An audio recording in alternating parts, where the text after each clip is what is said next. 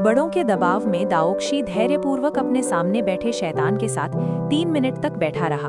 लेकिन जैसे ही वो जाने वाला था, उसकी दादी ने उसे संदेश भेजा और उसे अपनी ब्लाइंड डेट पर जाने का आदेश दिया। अनिच्छा से दाओक्शी ने 30 मिनट का अलार्म लगाया और अपनी सीट पर लौट आया। दरअसल दाओक्शी जिसके साथ ब्लाइंड डेट पर था, वो कोई और था। इस प्रकार दोनों अपने अपने गुप्त इरादों के साथ एक साथ पश्चिमी भोजन करने लगे। दाओक्शी ने स्वीकार किया कि अगर ऊपर से आदेश न होता तो वो जियो युआन के साथ यहाँ बैठने की जहमत ही न उठाता। आखिर भगवान की इच्छा का उल्लंघन नहीं किया जा सकता। शैतान जियो युआन ये सोचकर कि उसे रिंग द्वारा भेजा गया है, ने बिजनेस कार्ड का आदान प्रदान किया।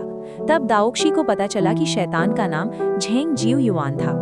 जियो युआन ने इस अवसर का लाभ उठाकर पूछा कि आदेश का क्या मतलब है, और दाओक्शी ने उसे बताया कि ये एक ब्लाइंड डेट है।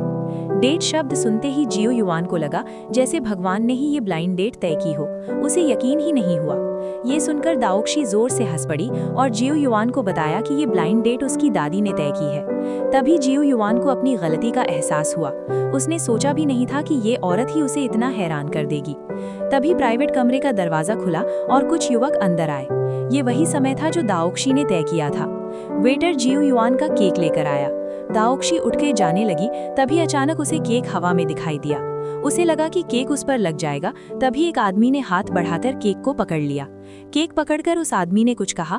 दाओक्शी को लगा कि वो उससे बात कर रहा है, इसलिए वो जल्दी से वॉशरूम की तरफ भागी। शीशे में अपना लाल चेहरा देखकर उसे लगा कि ये केक उसके जन्मदिन का है। उसे पता ही नहीं था कि वो आदमी केक खाने की तैयारी कर रहा था। जैसे ही वो आदमी अपना केक खाने ही वाला था, बदमाशों ने झट से उसे कुचल दिया।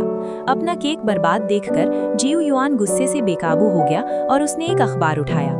कलाई घुमाते ही एक बदमाश अखबार का कवर बन गया।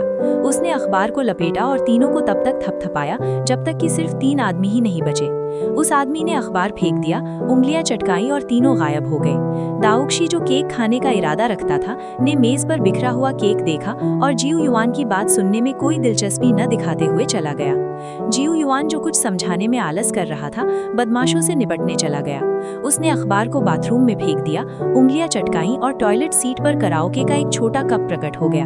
घर लौटते समय दाओक्शी को अपनी दादी का एक संदेश मिला जिसमें लिखा था, स्वर्ग में मिलते